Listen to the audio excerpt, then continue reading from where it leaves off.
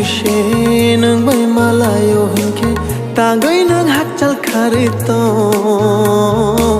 ta lo mà chàng rồi nai nó khani à thu kiri à vô nó sa vô xia to ang vô nâng bay mà chàng gửi to ngay à vô nó để nâng và nai to ang vô nâng bay mà chàng gửi to ngay à vô nó